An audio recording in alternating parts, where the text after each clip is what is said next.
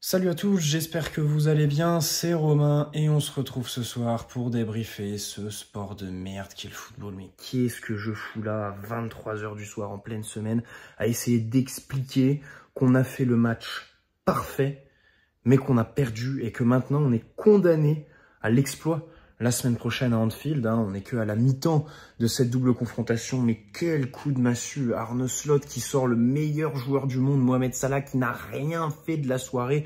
Mohamed Salad remplacé par Elliott qui marque sur son premier ballon. C'est Marquinhos qui fait un match de porc, et qui se fait manger par Nunes sur l'action, le placement de Pacho. Nuno qui fait un match incroyable. Et je suis sûr que, quand je parlais de la sortie de Salah, quand il le voit aller sur le banc, il se dit « Ça y est, je suis enfin sorti de ce calvaire » parce que il a dû en bouffer des analyses tactiques, des séances vidéo avec Luis Enrique. Il se dit « Ça y est ». Eh ben non, il est pris sur Elliott, le repli trop tardif. Et puis Donnarumma qui en a qu'une. Parce qu'en plus, la frappe, elle est pas dingue, quoi. La frappe, elle est même pas petit filet. C'est absolument... c'est horrible, c'est horrible. Alors il y a ça, mais il y a aussi les occasions loupées, bien sûr. Autant en première mi-temps, elles étaient de qualité, autant en deuxième, j'ai vraiment pas envie de revoir le moment à la 60-70e où on commence à trop forcer les frappes, parce que là, ça sent mauvais. Premièrement, tu as l'équipe qui commence à perdre un petit peu en rythme, des joueurs qui fatiguent. D'ailleurs, comment Dembélé peut rester aussi longtemps sur le terrain? Enfin, il fallait le sortir. Il était complètement carbonisé. Et ensuite, aux abords de la surface, bon, tu paniques. C'est le fait d'avoir une équipe jeune, bien sûr. Tu as de l'insouciance. Ça peut donner des matchs absolument incroyables. Mais de l'autre, peut-être un peu de naïveté, de naïveté, et parfois tu perds un peu les pédales mentalement. Et sur cette fin de match, c'est vrai qu'on n'arrivait plus à attaquer. Liverpool était aussi meilleur, je trouve, défensivement en seconde qu'en première. Honnêtement, la prestation défensive de Liverpool en deuxième est assez solide, alors qu'en première, alors, la première mi-temps de ce PSG Liverpool, c'est quasiment du jamais vu, quoi. C'est quasiment du jamais vu au club. C'est aberrant, tout était parfait, tout. Et pourtant, la première minute 30, il joue haut, il nous presse sur les premiers ballons. Il y a Hakimi qui en perd un ou deux. Et après, en fait, on déroule, on est là. Ils sont avec leur espèce de 4-4-2 recroquevillé. C'est le Nantes d'Antoine Comboiré. On était un samedi à 17 h au Parc des Princes. Et ça rentre pas. Alors, il y a le but hors jeu. Il y a le rouge. Honnêtement, ça, on va y revenir, bien sûr. J'aimerais quand même louer. C'est vrai que d'un côté, on peut tabasser les joueurs pour le manque de réalisme parce que on le sait, c'est revenu, on l'a trop vécu. Et donc, c'est pas un hasard, évidemment. Mais de l'autre côté, notamment en première mi-temps, quand tu vois tous les faits de jeu qui sont contre nous, le but hors jeu, le carton rouge contre... le rouge ou péno contre Konaté qui doit être sifflé, les joueurs qui continuent, qui passent outre ces faits et qui continuent à dérouler, à la mi-temps, je me dis, c'est vraiment fort. C'est vraiment fort, il n'y a pas un moment où on a flanché. Et en seconde, tu tombes dans ce faux rythme que Liverpool cherchait. On l'avait dit, en avant-match. Arne Slot, il connaît pas trop les matchs à élimination directe. Et il a beaucoup dit qu'il était pas content de nous tirer, qu'on lui faisait peur, qu'on était une très bonne équipe avec le ballon. Et au final, ils sont venus avec le plan de jeu de Diego Simeone en novembre et ça a encore marché. C'est dégueulasse, mais c'est le foot, quoi. Faut l'accepter. Alors, on va essayer de débriefer ça, quoi. Si tu veux que je te raconte, 4-3-3, avec Kvara à la place de Doué. Donc c'est vrai que quand je vois ça, je suis assez surpris, parce que sur la dynamique, c'est vrai que Désiré méritait. Après, quand tu vois les entrées de Kvara et celles de Doué, je me dis, s'il y en a un à mettre sur le banc et à faire rentrer à l'heure de jeu, c'est plus Doué, pour mettre du punch, du dynamisme, et surtout, en fait...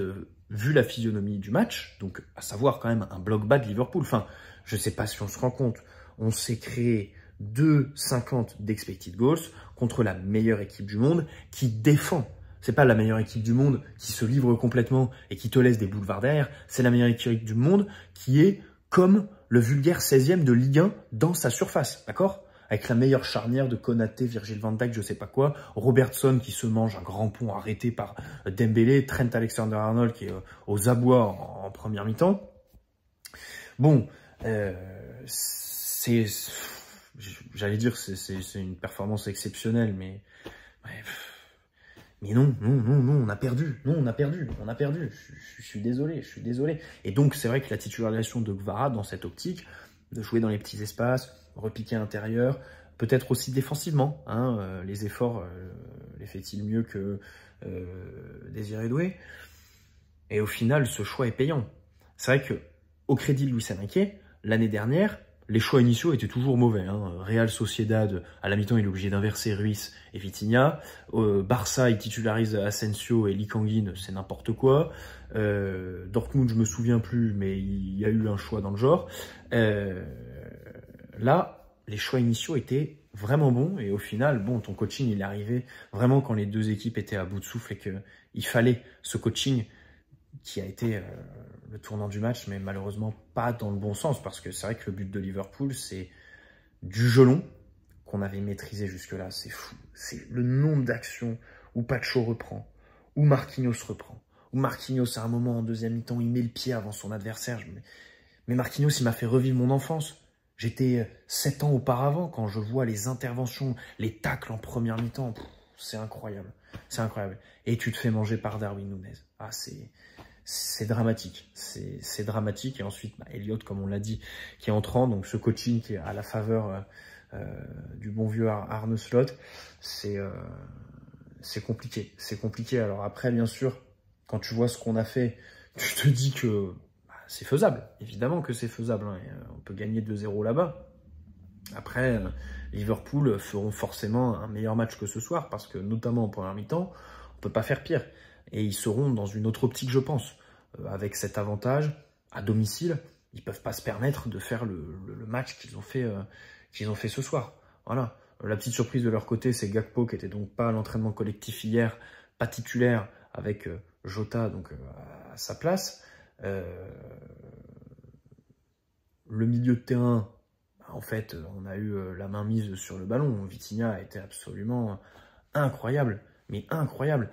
Et au-delà du jeu avec ballon, c'est le nombre de contres qu'il a été cherché à la source. Vraiment, je crois qu'il y a au moins 6 ou 7 récup où je me dis, ok, c'est incroyable. Et puis après, avec ballon, bien sûr, les orientations, machin. Mais même Pacho et Marquinhos. Pacho, à un moment, il fait un contrôle trop long en deuxième mi-temps et il se rattrape en faisant une passe verticale vers Barcola. C'est dommage. Bon alors, comme je l'ai dit, ça a été un match maîtrisé de bout en bout. Hein, le contre-pressing assez dingue, la capacité à se créer des occasions. Hein. Encore une fois, ça par contre, on ne cessera pas de le répéter. Contre un Liverpool qui t'attend dans sa surface, réussir voilà, à prendre les frappes qu'on a pris, c'est exceptionnel. Mais vraiment, hein. Et Kvara, la qualité de frappe. Bon, le but, hors jeu, bon, c'est comme ça, hein, c'est la vie, hors jeu d'un talon, c'est atroce, mais c'est comme ça. J'ai quand même envie de dire qu'au début de l'action, il marche. Il trottine un peu avant de recevoir le ballon, il se remet en jeu en trottinant, mais au tout début, il marche. Peut-être que s'il est en mouvement à 100% dès le début, le talon est en jeu, mais c'est comme ça, la frappe est magnifique. Enfin, il y en a d'autres. Celle à la Mbappé, à un moment donné, qui est repoussée par un Alisson. Mais Alisson, je sais même pas si je vais réussir à m'endormir. J'ai son gros faciès dans la tête. Là, c'est horrible. C'est horrible. On va en cauchemarder jusqu'à la semaine prochaine. Et j'espère que mardi prochain, on va l'oublier. Vraiment. Et le crucifier, parce que quel gardien. Quel gardien. C'est extraordinaire. Punaise, comment il s'allonge sur la frappe de Doué à la fin. Le coup franc de Kvara en début de deuxième mi-temps, c'est aberrant, mais voilà. Les frappes de Kvara ce soir, c'était vraiment quelque chose. Ça m'a fait vraiment... Enfin, ça fait plaisir parce que, ouais, en fait, c'est quand même autre chose que ceux qui l'accompagnent. Alors, peut-être pas Dembélé, peut-être que Doué, à terme, aura une grosse frappe comme ça. Mais c'est vrai que par rapport à Barcola, Kvara, il a la capacité à s'ouvrir le chemin du but sur une frappe, depuis n'importe quelle zone de la surface, c'est vraiment très très fort. Et puis même dans le jeu, au début il est plutôt tranquille, il joue sobrement, et après il monte en puissance, hein, des doubles contacts. Voilà, la frappe à la Mbappé, c'est après un mini rush, donc c'est vraiment très bon ce soir, un choix payant de la part de Luis Enrique. Bon, au milieu, c'est normal de voir Ruiz, Neves et Vitinha, et pas Warren qui rentre d'ailleurs en fin de match. Et du coup, en défense, j'aimerais commencer par la défense en fait, parce que on a dominé tout le match, mais on s'est fait cueillir, donc c'est peut-être qu'il y a des problèmes en défense. Et ces problèmes ce soir, voilà, cette action, c'est l'exception qui confirme la règle. À savoir ce soir, tout le monde était vraiment dans son match, on était impérial. Le match contre Salah, c'est exceptionnel. Alors, c'est vrai que Salah, dès le début du match, semble être un peu nerveux, les échanges avec son entraîneur. Peut-être que le plan de jeu lui plaisait pas vraiment. Le fait que Liverpool privilégie le côté d'Achraf l'a peut-être pas mis dans de bonnes dispositions. Mais Nuno, à chaque fois, 1 contre 1, il était là. Mais même, il récupérait souvent le ballon avant même que Salah l'ait touché. C'est vraiment un gros match de sa part. Même les retours, hein. Voilà, quand il fallait courir derrière, c'était vraiment très très fort. Alors Pacho, à un moment donné, quand il a 17 mètres d'avance là, et que il la perd, et que Marquinhos est obligé de faire l'essuie-glace derrière, je me dis, punaise, qu'est-ce que tu fous? Au final, peut-être un peu en dessous Pacho ce soir. Mais pas non plus un match... voilà. Après, Liverpool s'est pas montré offensivement, tu vois. Alors que Marquinhos, quel match, quelle première mi-temps incroyable. Mais vraiment, hein, sur toutes les actions, que ce soit dans les airs, les prises de profondeur, courir vers son but, avec ballon aussi. En deuxième mi-temps, il fait une super passe, pied en rupture pour Hakimi, qui fait un peu n'importe quoi. C'est Hakimi ou Dembélé? Je crois que c'est Hakimi. C'est dommage. Hakimi, justement, qui est vraiment dans un match qui s'inscrit dans sa dynamique actuelle. C'est-à-dire très disponible, court beaucoup, demande le ballon, mais le reçoit pas beaucoup. Et quand il l'a, c'est vrai qu'il n'y a pas vraiment d'action marquante pour lui. Par contre, à la relance, en début de match, il me fait peur. Hein. Ouais, punaise, début de match, quand il commençait à nous presser, heureusement qu'ils se sont arrêtés, Liverpool, et que ça a duré 2 minutes. Hein, parce qu'il y a eu le temps pour lui de perdre 3 ballons. Bon, allez, les 3, c'est peut-être sur 10 minutes, mais... C'est vrai qu'au début de match, il peinait vraiment. Hein. Les passes trop longues, les trucs en touche. Tu sais, sous la pression, machin. Bon. Au milieu, comme je l'ai dit, Vitinha est incroyable. Barcola, peut-être un cran en dessous de ses autres partenaires, notamment devant. C'est peut-être pour ça que c'est le premier qui sort pour Désiré Doué, qui a tout fait. Hein. Désiré Doué qui est vraiment rentré avec du punch, de l'envie, et puis cette frappe absolument incroyable. C'est vrai que Barcola était peut-être un poil en dessous. Attends, la première frappe, je me souviens plus. La première frappe, ah oui, c'est quand il est contré par Konaté. Après, c'est Ruiz qui fait la frappe en 6 mètres. Bon, là, c'est vrai qu'il pouvait mettre peut-être un peu plus de conviction, Barcola. Après, un peu brouillon par moment. Donc, c'est vrai que la semaine prochaine, on attend un gros match de sa part. Après, il était vraiment à ça, de nous refaire... ce qu'il avait fait contre le Barça l'année dernière, à savoir nous obtenir un carton rouge qui est le tournant du match et qui aurait dû avoir lieu ce soir, celui sur Konaté. Revenons là-dessus quand même. On n'a jamais autant parlé d'arbitrage sur la chaîne, mais c'est lunaire. Mais David Massa est mon ennemi numéro 1 ce soir. Je ne sais pas si on se rend compte de la dinguerie. Attends, en deuxième mi-temps, là, à la fin de la deuxième mi-temps, quand il met carton jaune à Marquinhos sur sa première faute du match, j'ai cru que j'allais péter un truc. Et alors, l'action de Konaté, c'est incompréhensible. J'essaye de chercher des explications. Parce que j'en ai trouvé 2. Barcola qui stoppe sa course. Peut-être qu'ils se disent dans le camion, comme il arrête sa course, il veut absolument jouer la faute. Et du coup, on va pas lui donner, tu vois, comme il ralentit. Le fait que Konaté n'ait pas le bras... tendu, c'est vrai que bon, le contact, c'est pas bras tendu, tu vois, il ne pousse pas. Et c'est pas non plus en plein milieu du dos, c'est sur le côté. Mais même ça tient pas debout. Ça tient pas debout, il y a rouge. Mais même pire encore, c'est pas la question rouge ou péno. C'est que les mecs dans le camion, ils lui ont dit non, c'est bon. Ils lui ont même pas dit, écoute, va vérifier à l'écran. Il y est même pas allé. C'est un scandale sans nom. Mais vraiment un scandale sans nom. Et c'est aberrant de toujours avoir ce fait-là, ce fait de jeu qui est contre nous. Jamais ça tourne en notre faveur. Et ça, c'est insupportable. Ça, c'est vraiment insupportable. Qu'on arrête de nous parler de Nasser Mafia, de je ne sais quoi, parce qu'en Ligue des Champions, à un moment donné, j'invite Nasser à acheter les plus belles villas de la Côte d'Azur et emmener là son ECA où il siège, là, emmène-les les arbitres, là. Putain, foulez, je sais pas, au Cap Ferré, à Saint-Tropez, fais un truc, mais à un moment donné, ça suffit, c'est un tournant absolument atroce. En plus, Konaté, pour moi, il y a rouge. Péno, ça peut se discuter. Mais le rouge, mais c'est tellement évident. Et puis, le nombre de fois où les mecs, ils sont là, ils gagnent du temps. Non, mais le premier 6 mètres d'Alisson, où le mec met bien 45 secondes, 1 minute à relancer. Puis je me suis dit, mais c'est pas possible. On est dans le temps additionnel ou on est à la 7e minute, là? Heureusement, il met un jaune à Van Dijk, mais qui est plus que mérité, parce qu'en plus, il lui parle mal quand il le menace. Ah non, mais franchement, on est où, là?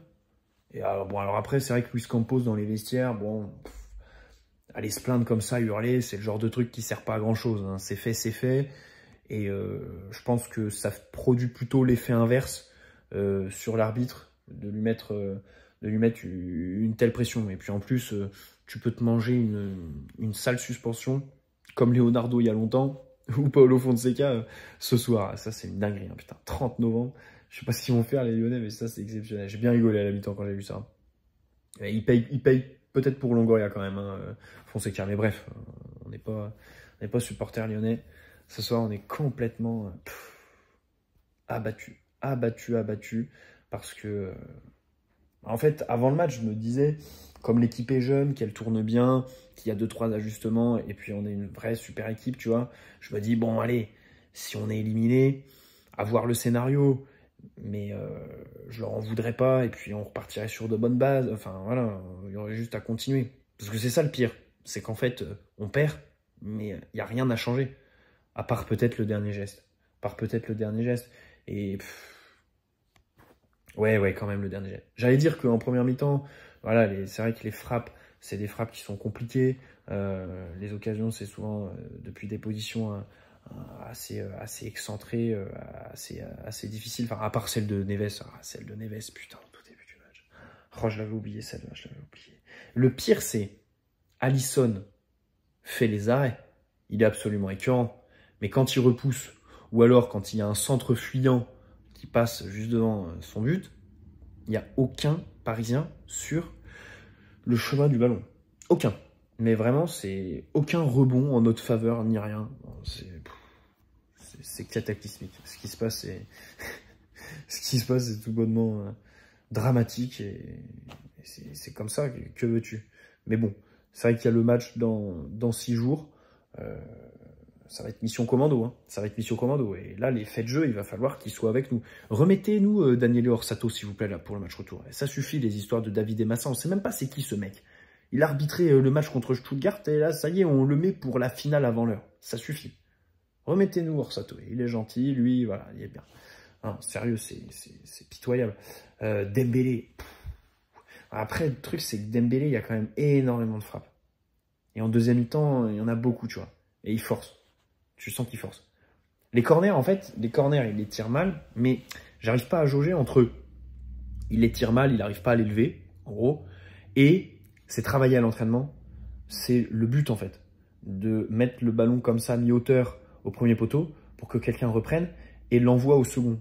Typiquement, le but de Barcola contre Stuttgart, tu vois. J'arrive pas à jauger entre Dembélé tire mal et, en fait, c'est ce que le coach lui demande, de faire ça. Bon, en tout cas, ça n'a pas marché ce soir. À part corner rentrant là, en deuxième mi-temps, ça aurait été extraordinaire. Bon, pour le reste, comme j'ai dit, les frappes, trop de frappes loupées. Et puis, par contre, dans le jeu, le grand pont, alors qu'il est arrêté, l'audace de faire ça, c'est exceptionnel. À un moment donné, il y a un petit pont, c'est pareil. C'est Dembouz, hein, Mais malheureusement, c'est vrai que ce soir, Alors, ce qui est intéressant, c'est aussi le choix de titulariser Guevara. Je me suis dit, c'est peut-être aussi pour le mettre faux neuf et que Dembélé aille provoquer Robertson sur le côté droit, tu vois. Et au final, bah, ça s'est passé trop peu de fois, je trouve. Trop peu de fois, je trouve. Et mais Doué pouvait le faire, en fait, ça. Doué pouvait le faire, ce rôle de faux neuf, parce qu'il y a eu son match contre Monaco. Moi, je comprends pas trop pourquoi Doué faux neuf, on n'a pas trop creusé la solution. Contre Monaco, il fait vraiment un super match. Et on n'a plus jamais revu Désiré à ce poste. Mais bon. Enfin, moi, c'est ça. Je suis désolé, je suis obligé de bâiller parce que j'ai mal au bout de la gorge. Là, si je me retiens de bâiller, ça me fait une douleur atroce. Je sais pas trop ce qui se passe. Mais là, bon, écoutez, c'est compliqué, mais c'est que 1-0. C'est que 1-0, mais qu'est-ce qu'on doit sortir ce soir avec le 3-0? Et même pas à la fin du match, à la mi-temps, le 3-0. C'est absolument... c'est sidérant. C'est sidérant. João Neves, encore une fois, quel match aussi. Hein. João Neves, quel match. Voilà, il est partout. Il récupère les ballons. Il se projette. À un moment donné, il y a un peu d'électricité sur le bord avec un joueur de Liverpool. Il se casse. Personne ne bronche. Il n'y a pas de... Enfin, on a confiance en nous, tu vois. C'est vrai qu'on a confiance. On est là. On parle pas. On rechigne pas. On s'énerve pas entre nous. Luis Enrique dégage aucune onde négative. Il manque juste ce truc de dernier geste, quoi. Ça, c'est dingue. Ça, c'est fou. Mais bon, c'est comme ça. Il y a un match retour. On va se projeter dessus, bien évidemment, très rapidement. On reviendra sûrement à froid. Je vais essayer de revoir le match, mais tout était tellement réuni pour que ce soit un match légendaire de l'RQSI, quoi. Putain, qu'on gagne 2-3-0 et que voilà, on dit ça y est, le PSG a massacré, a bousillé un géant d'Europe, quoi. Et même avec l'arbitre contre eux, ils l'ont fait. Mais non, on peut pas dire ça. Ce soir, on peut pas dire ça. On n'a même pas le droit à ça. On n'a même pas le droit parce que il y a Elliott et on se fait prendre une fois sur nos défauts. Et honnêtement, Donnarumma, sur le but là, c'est vrai qu'on n'en a pas parlé, hein. Mais voilà, on l'a dit, hein, la frappe elle est pas folle. Et ne pas avoir la main ferme là-dessus, c'est bon, c'est quand même limite, hein. Ça me fait penser au but de Coman il y a 2-3 ans, je crois, au parc déjà, quand on perd 1-0. Voilà. Alors c'était plus une tête, je crois, c'était une tête déjà. Non, c'était il tire du pied et puis Donnarumma a la main pas assez ferme, quoi. C'est fou, hein, d'avoir la main molle comme ça. Alors qu'en face Alisson, mais oh là là, quel super héros. Mais les supporters de Liverpool, ils doivent être tellement heureux d'avoir ce genre de gardien, c'est exceptionnel. Bref, bonne soirée à tous, prenez soin de vous et on se dit à très vite, les amis. Je pense que de toute façon, c'est le genre de débrief qui est cataclysmique, hein, vraiment.